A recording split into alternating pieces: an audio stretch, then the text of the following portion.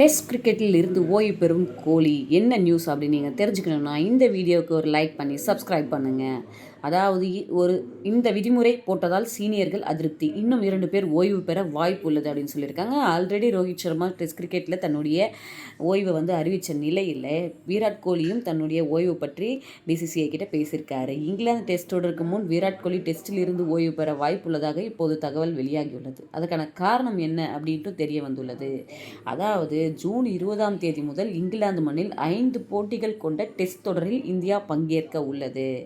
உலக test championship 2025-27க்கு இந்தியாவுக்கு இதுதான் முதல் தொடர் என்பதால் இந்த தொடர் பெரும் எதிர்பார்ப்பை ஏற்படுத்தி உள்ளது அப்படின்னு சொல்கிறாங்க. மேலும் இந்திய டெஸ்ட் அணி கடைசியாக நியூசிலாந்து மற்றும் ஆஸ்திரேலியாவுக்கு எதிராக தோல்விகளை சந்தித்திருப்பதால் இங்கிலாந்து டெஸ்ட் தொடரில் எப்படி கம்பேக் கொடுக்க உள்ளார்கள் என்பதும் எதிர்பார்ப்பை ஏற்படுத்தியுள்ளது.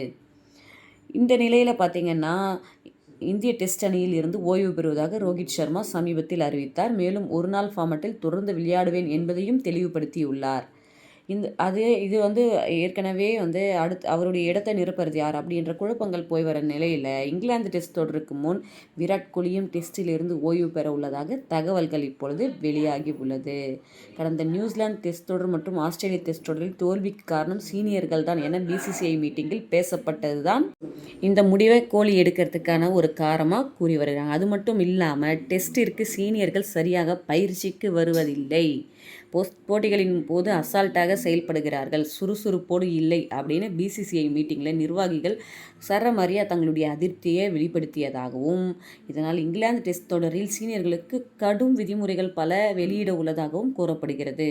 இந்த பழி காரணமாகத்தான் ரோஹித் சர்மா முன்கூட்டியே ஓய்வு அறிவித்துவிட்டதாகவும் இப்போது கோலியும் அதே முடிவில் இருக்கிறதாகவும் சொல்கிறாங்க.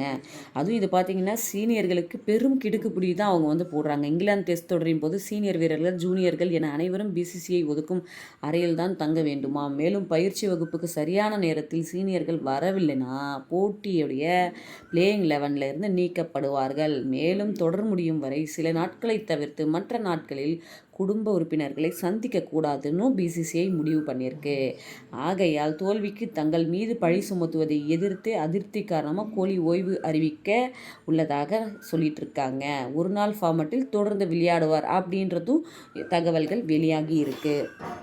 மேலும் இங்கிலாந்து டெஸ்ட் தொடரில் புஜாரா, அஜிங்கிய ரஹானே அவங்களுடைய பேர் இல்லைனாலும் அவங்க 2 பேர் ஓய்வு அறிவிப்பார்கள் அப்படின்றாங்க. ஸோ தொடர்ந்து சீனியர் பிளேயர் ஓய்வு அறிவிக்கிறது ஒரு இக்கட்டான சூழ்நிலையை தான் டெஸ்ட் கிரிக்கெட்டுக்கு உருவாக்கும் இந்தியன் டெஸ்ட் டீமுக்கு. பார்ப்போம் இதையெல்லாம் கடந்து என்ன பண்ணுறாங்க.